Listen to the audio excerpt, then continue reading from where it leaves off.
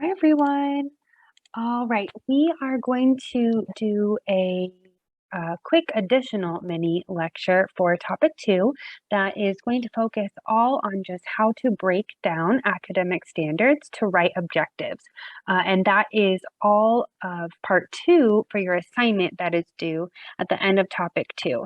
And this can be a very tricky skill for even experienced teachers to perfect. So we're just going to do some practice today.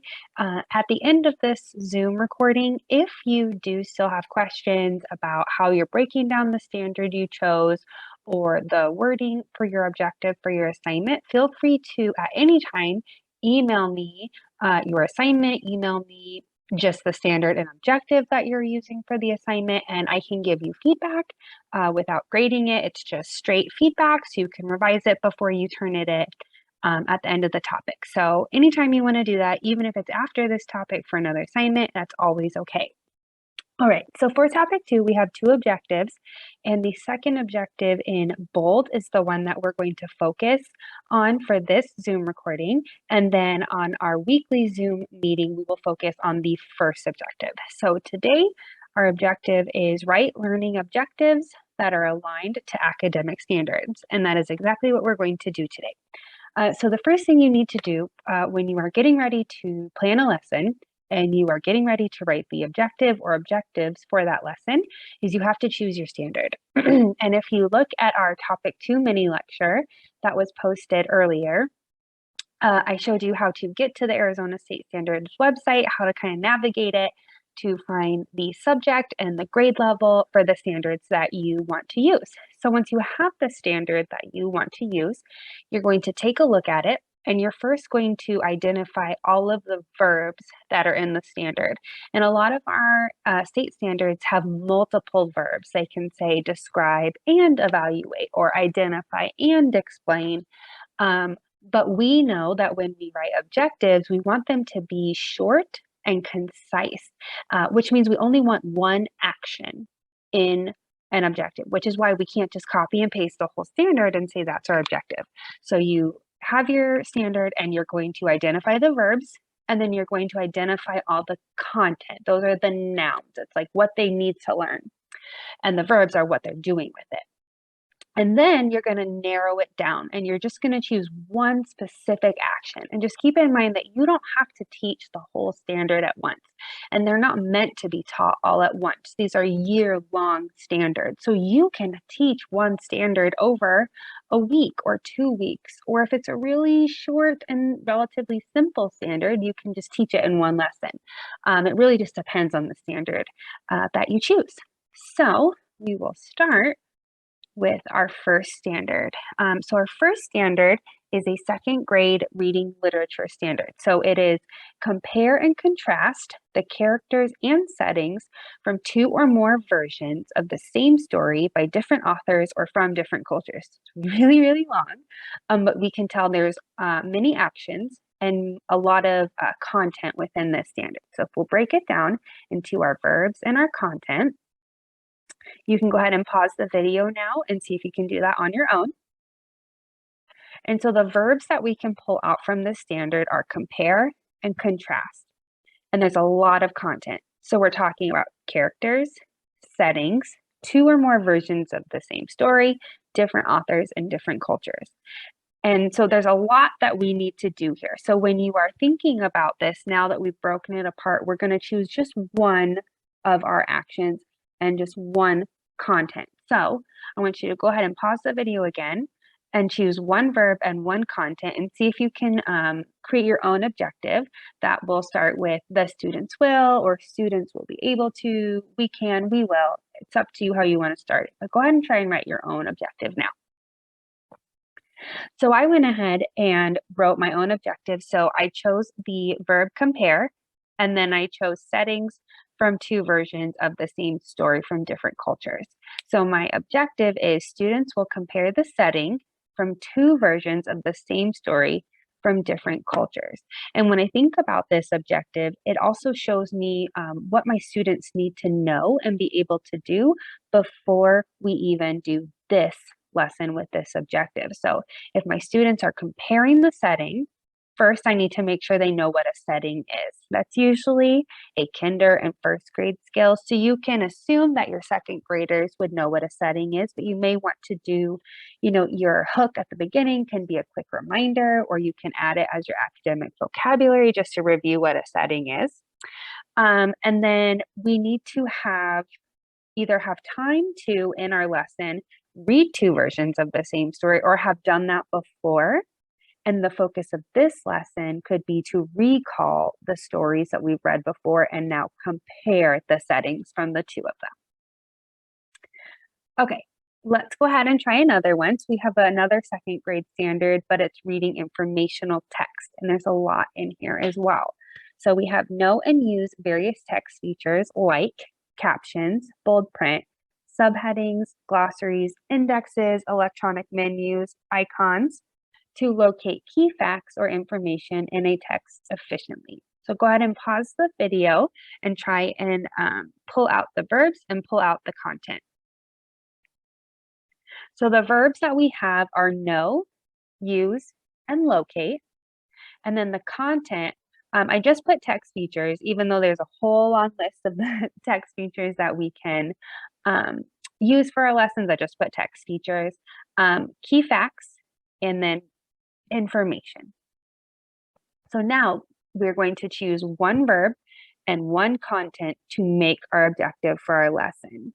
And what's really important to note is, yes, we're only choosing one verb and one content because we want our lessons to just focus on one thing and one skill, which is why our objective has just one action word.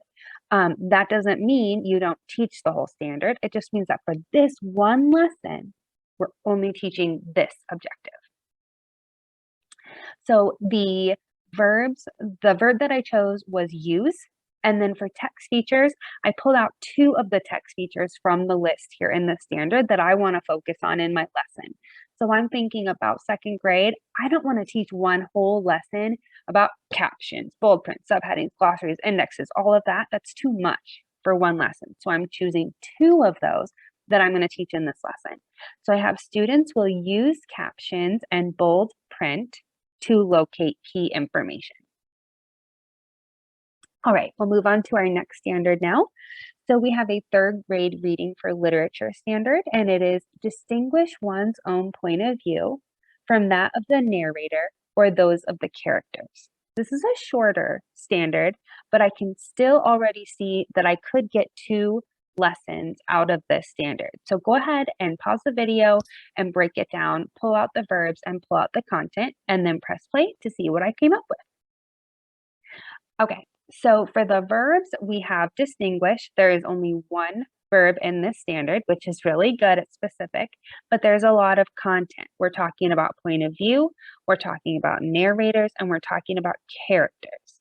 So we're going to want to choose just one verb. There is only one, but we're going to focus in on a content for our lesson. So the objective that I came up with is students will distinguish their point of view from a character in a text. So I'm not pulling out their point of view and distinguishing it from the narrator for this lesson, only from that of the characters, which would tell me, looking at this standard, that at the end of this lesson, I've only taught half of the standard. So my next lesson would probably use the objective of students will distinguish their point of view from the narrator of a text. Okay, we have another third grade standard. This is reading informational text, and there's a lot in here as well. So the whole standard is determine the main idea of a text, recount and paraphrase the key details, and explain how they support the main idea. You wouldn't want to copy and paste this as an objective for your lesson because there's too much in here. You could have like an end of unit assessment that ask students to do all of this, but when you're teaching one lesson, you don't want to teach all of this at one time. Students are not going to respond well to that, and that's why we break down these standards. So go ahead and pause the video and pull out the verbs and pull out the content. So the verbs that I pulled out of this standard were determine, recount, and explain. And the content I pulled out was just main idea and key details. but there's a lot of actions that students need to do with these, with the main idea and the key details. So this standard actually has more verbs than content. So we're going to go ahead and write our objective by choosing just one verb to focus on and one content to focus on. So there's a lot you can do here. I wanted to show you all the different objectives that you could create just from this standard. So we have students will determine the main idea of a text. Then we have students will recount the key details of a text. And then we have students will explain how key details support the main idea of a text. And this could even be a sequence of 3 lessons that you do. So your first lesson could just be all about how to read a text and find the main idea. And then your next lesson, we could read the same text and just pull out all the key details. And then our next lesson, with the same text and the same main idea and details we pulled out from our previous lessons, now let's talk about how these key details support the main idea of the text. This could be like a little mini unit for you. Okay, our next standard is a 4th grade reading information standard. So we have compare and contrast a first-hand and second-hand account of the same event or topic. Describe the differences in focus and the information provided. So go ahead and pull out the verbs and content. So what we can pull out is compare, contrast, and describe. And the content we have here is first-hand and second-hand accounts, differences in focus, and information provided. We can write many, many objectives from this standard because it has a lot in it. But the one that I pulled out was compare first-hand and second-hand accounts of the same event. And one thing I do want to talk about with this standard is you want to, before you teach an objective like this, or before you teach the standard, you want to make sure your students know what first-hand accounts are and what second-hand accounts are before they can even compare them. So they need to know what they are before they compare them. So that could be a whole other set of lessons that you teach before you even teach the standard. And that's one reason why you can use pre-assessments, where you just kind of get a gauge like, okay, do you know what first-hand and second-hand accounts are? Well, you don't? Okay, we're not ready for this lesson. Let's go ahead and teach about first-hand and second-hand accounts, and then we're ready to teach this lesson where we compare them. Okay, our next standard is a 5th grade reading literature standard, and it is describe how a narrator or speaker's point of view influences how events are described. So go ahead and pull out the verbs and content. So, oh, we skipped one. Okay, well, the verbs that we can pull out are just describe, but there's a lot of content in here. We have narrator, point of view, influence, and events. So the objective that we have is describe how a narrator's point of view influences how events are described. And I do want to point out here that it's pretty much just this standard, except in the standard we have describe how a narrator or speaker's point of view influences. For this objective, we're just honing in on the narrator's point of view. And then your next lesson, you could have describe how a speaker's point of view influences how events are described. All right, our next one is 5th grade reading informational standard, and it is determine 2 or more main ideas of a text and explain how they are supported by key details. Summarize the text. So if you recall, our other standard that called out main idea and key details and summarizing, that's basically the same standard, but it is a little more difficult here that these students are now, instead of just identifying the main idea, they have to identify or determine 2 or more main ideas of one text. So they could be reading a whole article that has a few main ideas. Maybe each paragraph has its own main idea. So each paragraph in the article, they're pulling out a main idea. So we have determine, explain, and summarize. And then our content is main idea and key details. So the objective we could start out with is determine 2 main ideas of a text. And of course, that wouldn't teach the whole standard. Then you'd want to go back and talk about how you are explaining how the main idea is supported by key details, summarize the text. That could be its own objective, but we're just pulling out specifically for one lesson related to this standard, what's the objective. Okay, so that's all we have. So next week when we do our weekly Zoom, we are going to focus on how to take these objectives that we've written in this video, and how can we come up with the lesson ideas, and then how can we check our lesson ideas to make sure that they are in alignment with our objective and our standard. So as always, please reach out if you have any questions, and have a wonderful day.